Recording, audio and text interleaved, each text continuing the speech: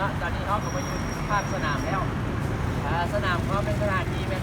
วิทยาลัยเทคนิคสภาวิชาเนาะเดี๋ยวเขาจะเริ่มเข้าวิธีการใช้งานกันเลย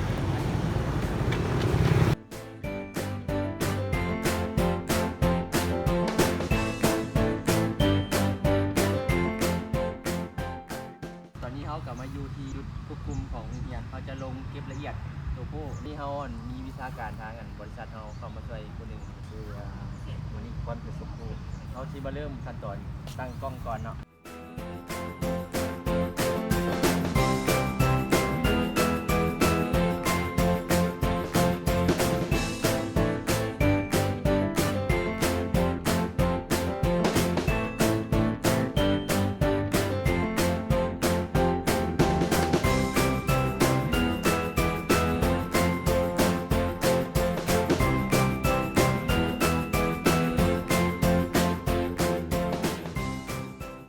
ตั้งน้ำเชียงตาไก่น้ำเชียงดอดยาวจุดยิงเข้าจุดเรียบร้อยแล้ว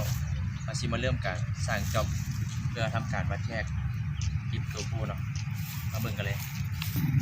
ก่อนอื่นเขาเข้าไปที่เมนูเนาะกาเอ็มเลือกเป็น F1 Collect Data ตัวนี้มันเราจะใส่สื่อเป็นสื่อไฟล์ที่เราจะเซฟกด Enter ไปเลย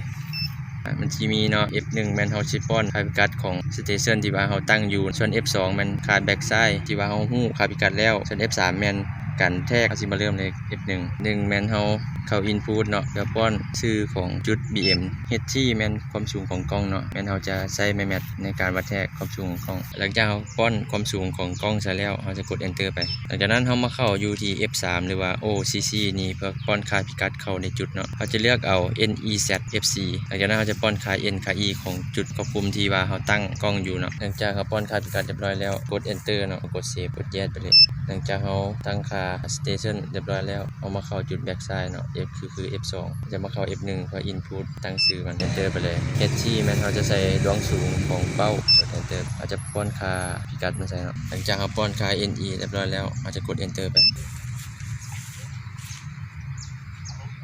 หลังจากเขากวดจุดของแบ็กไซด์เรียบร้อยแล้วจากนั้นเขาจะมาเริ่มการเก็บตัวโป้เลยเข้ามา F3 เนาะมีชัวหลังจากนั้นเขาจะเบิ่งว่าวัตถุที่ว่าเขาชี้เก็บหันมันเป็นอย่างเนาะแล้วเขาก็ใส่เป็นสัญลักษณ์เพื่อในความจืดง่ายเวลาเอาเข้าคอมพิวเตอร์แล้วเขาชี้ฮู้นะว่ามันจุดนี้แม่นของตัวนี้สมมุติเขาชี้เก็บเป็นต้นไม้เนาะเขาจะใส่เป็น TR เนาะ Enter ไปความสูงตัวนี้แม่นเขาสิใส่ความสูงปูนที่ว่าไปจับอยู่วัตถุที่ว่าเขาต้องการเนาะจะเข้าป้อน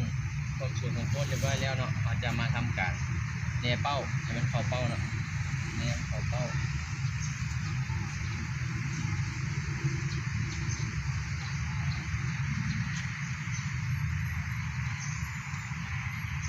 จากนี้เข้าเป้าแล้วเขาจะทำการกดมีดเนาะเพื่อวัดแทกมันจะมีวัดแทกมุมวัดแทกระยะแล้วก็วัดแทกเอาค่าพิกัดเนาะเขาจะวัดแทกเอาค่าพิกัด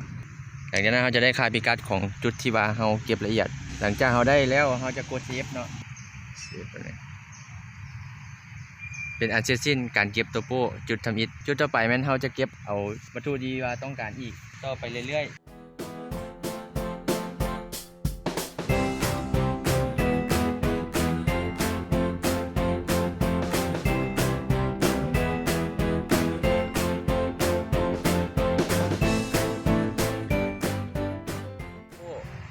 กล้องเจ้าด้านสเตชัน NTS